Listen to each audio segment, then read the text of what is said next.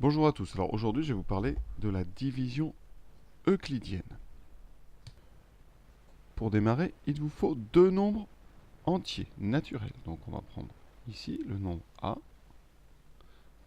entier naturel. Je vous rappelle qu'un entier naturel, c'est un nombre qui appartient à l'ensemble 0, 1, 2, 3, 4, 5, 6, etc.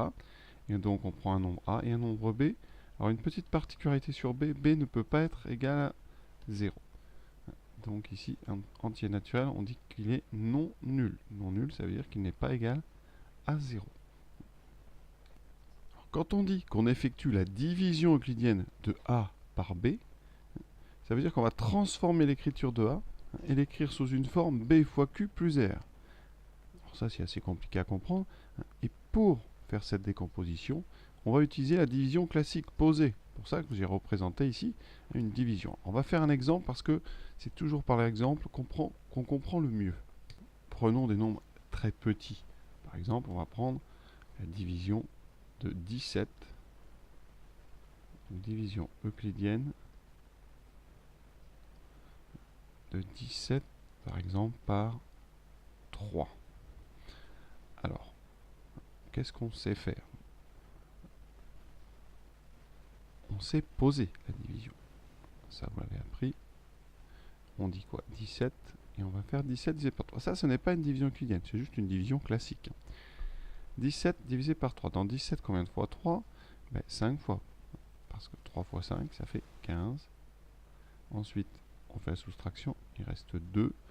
Voilà. Et quand est-ce qu'on s'arrête? Alors, on peut très bien continuer. Et là, on rentre dans le monde des décimaux. Pour les divisions euclidiennes, on va s'arrêter ici. Dès que ce nombre ici est plus petit que le diviseur. Alors, on va donner des noms. Vous voyez, quand on fait donc cette chose-là, je vous rappelais, le nombre A s'appelle le dividende. C'est le mot qu'on utilise le moins. D'accord? Les autres mots, vous les connaissez plus facilement. Le B, ici, c'est le nombre par lequel on divise, ça c'est facile. C'est ce qu'on appelle le diviseur. Le nombre ici, c'est le quotient, pour ça que j'ai mis la lettre Q, quotient. Et le nombre le plus important, dirons-nous, c'est le reste.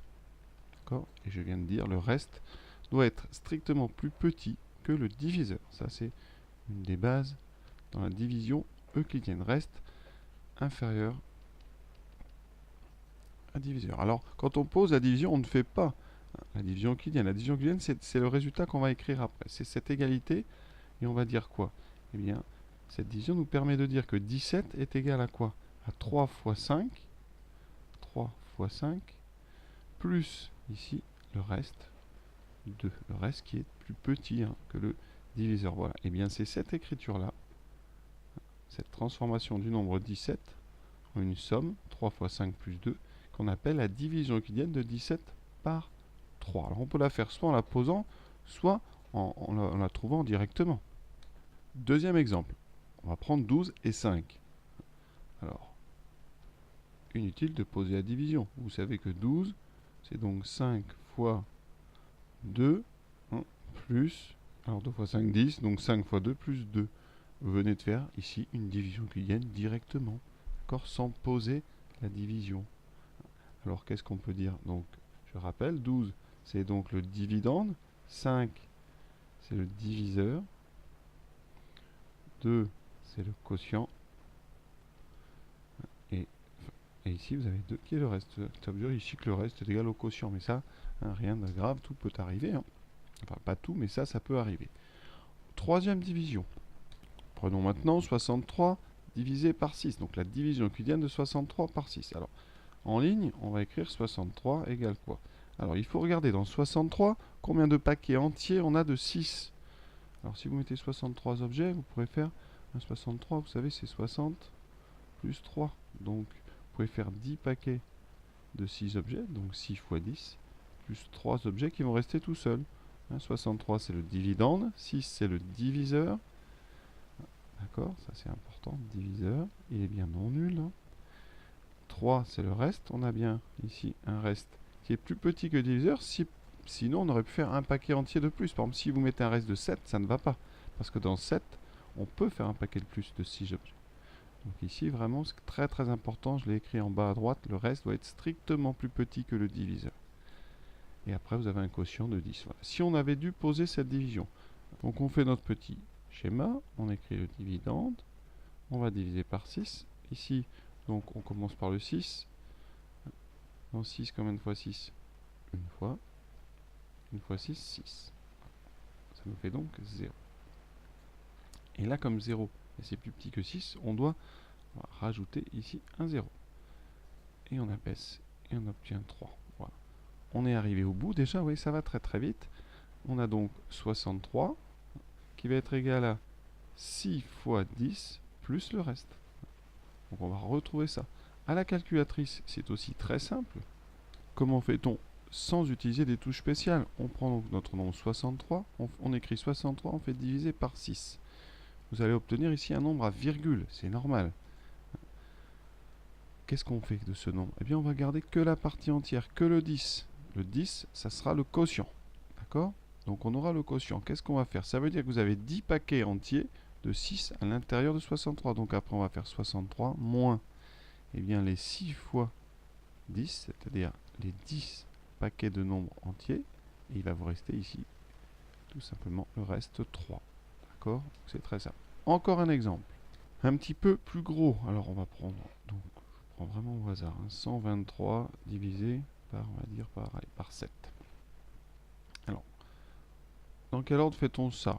On va faire avec la calculatrice tout de suite pour montrer que c'est faisable. Donc on fait 123 divisé par 7. D'accord?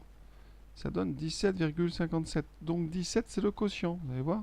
Alors, je vais l'écrire ici. Ça veut dire que quand on fait la division de 123 par 7, ici, on a un quotient de 17. D'accord? Si on doit écrire l'écriture, c'est-à-dire la division euclidienne, elle s'écrira 123 égale 7 fois 17 plus quelque chose. Donc si vous voulez avoir quelque chose, il faut faire 123 moins, c'est 7 fois 17. Donc c'est pour ça qu'après on fait 123 moins 7 fois 17. Voilà. Et vous n'avez pas besoin de touche spécifique, vous obtenez 4. Ça veut dire que le reste ici, notre division sera 4. Et ici donc, on a bien 4 qui est plus petit que 7. Ça veut dire que cette écriture, comme 4 est strictement plus petit que 7, cette écriture, eh bien, c'est la division euclidienne de 123 par 7. Alors si on avait dû le poser, je vais quand même le faire pour vous montrer que c'est largement faisable. 123 divisé par 7, qu'est-ce qu'on dit? On dit là, on prend le 12. Dans 12, combien de fois 7? Une fois. Une fois 7, 7. Il va nous rester donc 12 moins 7, 5. D'accord? Alors, il nous reste encore le 3. On n'a pas abaissé le 3, donc on doit continuer. On abaisse donc le 3. Dans 53, combien de fois 7? Là, il faut bien connaître ces tables. 7 fois 7, 49. Donc, ici, on va mettre un 7. Et on fait 7 fois 7, 49. Et on fait la soustraction. 53 moins 44. Il reste 4. Vous voyez bien qu'on a donc 123, qui vaut donc 7 fois 17. Et on a ce fameux reste ici de 4. Donc, allez, encore un exemple si vous voulez. Je vais prendre un exemple particulier. 64 divisé par 8.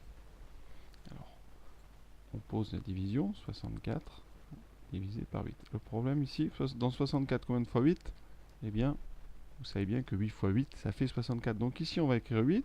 8 fois 8, 64, il reste 0. Donc ici, on a un reste égal à 0. Alors ça, c'est très important. Quand le reste vaut 0, on a une situation de divisibilité. Ici, on va écrire donc 64 égale 8 fois 8. 8 fois 8, c'est pas 8 plus 8, 8 fois 8. Donc ici, alors on peut assister en écrivant 0. Comme le reste nul, le reste égale 0, ça veut dire que 64 est divisible.